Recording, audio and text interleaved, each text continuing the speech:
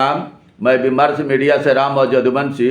हमारे साथ विमर्श मीडिया के निदेशक श्री प्रदीप रुंगटा जी हैं, पूर्वांचल जन मोर्चा के अध्यक्ष श्री सरबदेव यादव जी। अध्यक्ष जी, गंगा जमुना समेत दुनिया के 46% जल क्षेत्र प्रदूषित है। ब्राजील की फेडरल यूनिवर्सिटी के वैज्ञानिकों ने जलीय वातावरण का किया है अध्ययन। कचरे के लिए प्रमुख रूप से प्लास्टिक और सिगरेट के टुकड़ों को जिम्मेदार पाया गया है।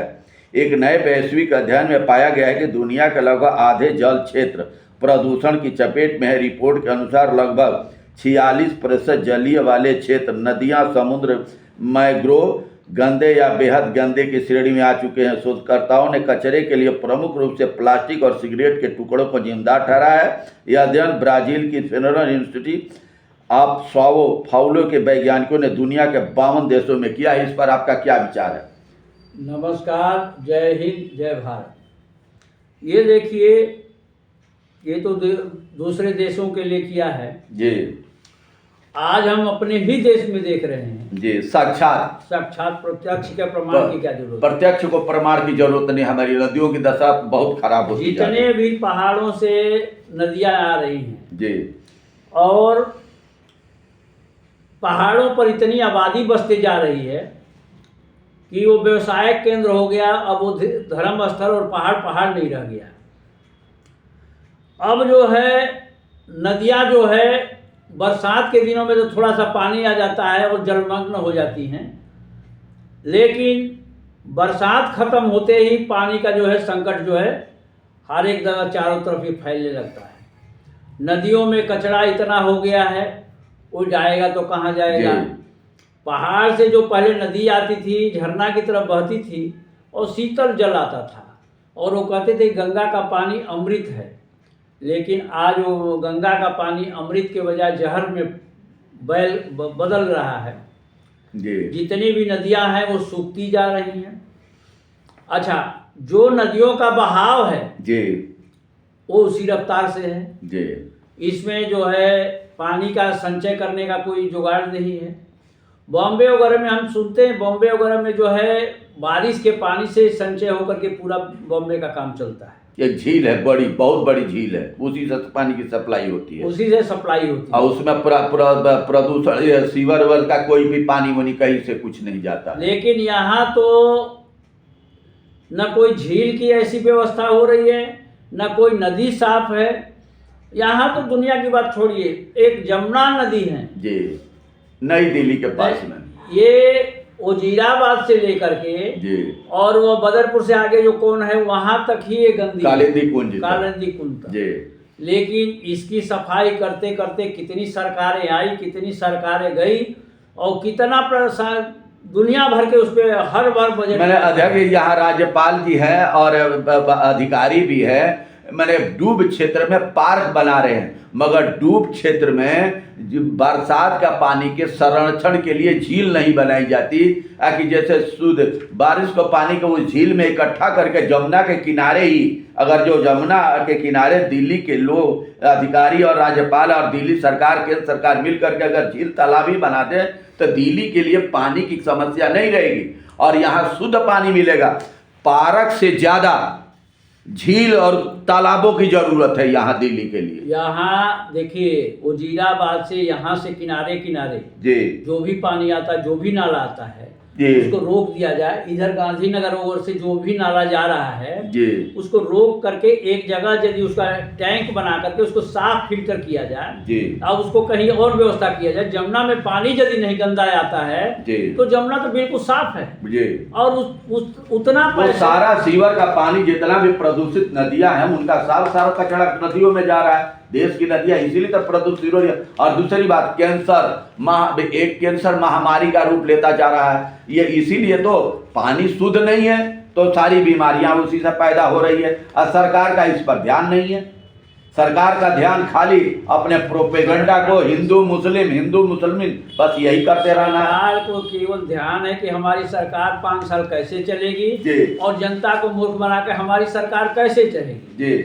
इन नेताओं का केवल एक ही काम है जी कि हमारा विदेश में कितना पैसा जमा हो जाए, जी। हमारा बेटा मंत्री मुख्यमंत्री कैसे बन जाए, पार्टी का फंड कितना हो जाए, बस यही है। ये इसके सिवाय कोई भी नहीं। यदि आप, ये बहुत लंबा चौड़ा काम नहीं है जी जितने भी राजनेता हैं हर एक पार्टी के हैं वो दिल्ली में ही रहते हैं, जी लेकिन दिल्ली के ये जमुना जी की सफाई या जमुना का काम आज तक नहीं हुआ। जी। जबकि एनजीटी यहाँ पर बैठी हुई है दिल्ली के अंदर, ये सिर्फ कानून बनाती है और बस खाली प्रतिबंध लगाती है और इस पर डंडा खाली चलाती है। इसके बस का कोई, जब से ये बैठी हुई है तब से तो और बेड़ा गर्क हो गया प्रदूषण का नदियों का। आज जो है जी। नदियों में ये हाल हो गई। एक तो नदियों की गहराई नहीं है, जी। वो जो है चारों तरफ फैला हुआ है। जी नदियों को गहरा करके और किनारे किनारे जी यदि एक नाला टाइप का बना दिया जाए या सीवर डाल दिया जाए, जी। तो जो भी पानी आता है उस गंदा पानी नदी में न जाए, झील बना करके वहां शुद्धिकरण करिए, उसके बाद नदी में जाने दीजिए। फिल्टर होकर के आप नदी में जाएगा। और जो डूब क्षेत्र में, दिल्ली के डूब क्षेत्र में झील बनाइए, आप वर्षा का पानी का संरक्षण करिए दिल्ली के पीने के लिए। बाहर से लाने की क्या जरूरत है? ये डीडीए के पास जमीन है, डीडीए के पास मकान बनाने के लिए जमीन है और झील बनाने के लिए जगह नहीं है इसके पास। यहाँ इतनी जगह है जमुना किनारे किनारे, जी। ये काम करना नहीं चाहते हैं। ये अधिकारी निकम्मे हो गए अंग्रेजों का। इससे तो अच्छे अंग्रेज थे, आखिर दूरदृष्टि प्लानिंग बनाते थे। अंग्रेजों की बनाई हुई नई दिल्ली ये लेगा, देखिए राजधानी कितनी सुरक्षा, चौड़ी सड़कें अभी भी कोई घटती बढ़ती नहीं। और यहाँ पर जितनी सोसाइटियाँ एनसीआर के बगल में फ्लैट बने, सारे मने के प्रदूषण से या जाम से जाम लगा हुआ पड़ा। और रोडों पर दोनों तरफ पार्किंग है इनकी और चलने के लिए रास्ता नहीं। और दिल्ली किसानों को दोगे तो किसान प्रदूषण पैदा करता है, पलानी जलाता है तो प्रदूषण पैदा होता है। आज जो है डूब क्षेत्र, जी, जमुना के किनारे जो जगह थी उसमें अच्छे धाम बना दिया गया, फ्लैट बना दिया है, जी, एशियन गेम बना दिया गया। जी। मैंने इनके लिए, इसके लिए जगह है। झील बनाने के लिए पानी संरक्षण का पूरी दिल्ली के लिए जमुना के किनारे के झील बनाइए, पूरे उसी झील के पानी से सप्लाई करिए दिल्ली को, शुद्ध पानी मिलेगा जनता को। इसमें रिपोर्ट, अध्यक्ष जी यहाँ पर रिपोर्ट है, गंगा में सालाना 6 लाख टन कचरा बह रहा है। भारत में गंगा जमुना जैसी नदियों में प्लास्टिक कचरा सबसे ज़्यादा है। इसके अनुसार गंगा नदी सालाना 1.15 लाख से 6 लाख टन के बीच प्लास्टिक कचरा बंगाल की खाड़ी में बहा ले जाती है।